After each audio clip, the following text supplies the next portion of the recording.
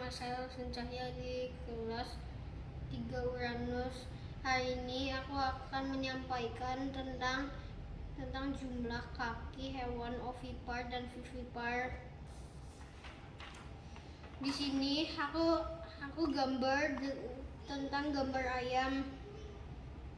Jadi ini kaki ayam ada 2. Jadi ayam jumlah di sini ada 9. Jadi aku tulis kakinya ada 18. Selanjutnya yang kedua, di sini ada kaki tentang hewan vivipar yang bernama kuda. Jadi kaki kuda ini jumlahnya ada 4. Aku gambar ada 4. Jadi jumlahnya yang aku tulis ada 16.